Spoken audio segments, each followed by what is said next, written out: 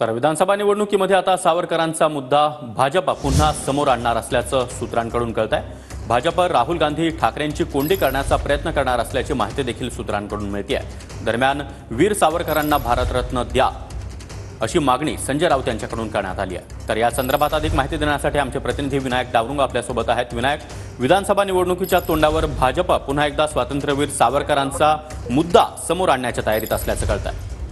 सागर बरोबर आहे। आपण जर पाहिलं तर लोकसभा निवडणुकीमध्ये राज्यामध्ये वेगवेगळे मुद्दे जे आहेत नेरेटिव्ह विरोधकांकडून सेट केले गेले होते आणि त्याचा फटका जो आहे तो साहजिकच भाजपला बसला होता। आता पुन्हा एकदा भाजप विधानसभा निवडणुकीच्या पार्श्वभूमीवरती सावरकरांचा मुद्दा जो आहे तो समोर आणू शकतो आणि पुढे राहुल गांधी असेल किंवा उद्धव ठाकरे यांची कोंडी करण्याचा प्रयत्न या मुद्द्यावरती भाजप करणार आहे अशी माहिती जी आहे ती वरिष्ठ सूत्रांकडून मिळालेली आहे।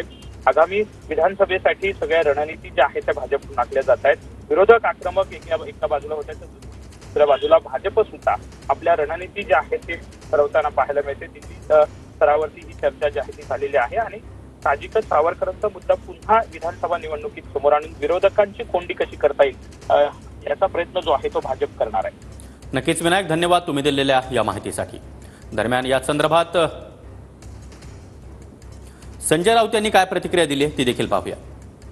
काय बघा, वीर सावरकर हा रणनीती म्हणून वापरण्यापेक्षा बरं का त्यांना भारतरत्न द्या अशी आमची मागणी कायम राहील।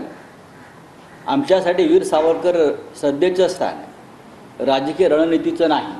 लोकसभा निवडणुकीआधी अनेक राज्यातल्या नेत्यांना भारतरत्न दिलं, जे राज्य स्तरावरचे नेते। राजकीय रणनीती वगैरे जे काय आहे ना हे जरा शब्द थांबवा, भारतरत्न द्या आणि मग आमच्याकडे या।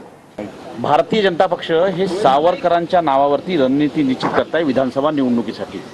तो त्यांचा अंतर्गत प्रश्न आहे ना, कसं काय राजनीती करायची हा भारतीय जनता पक्षाचा अंतर्गत प्रश्न।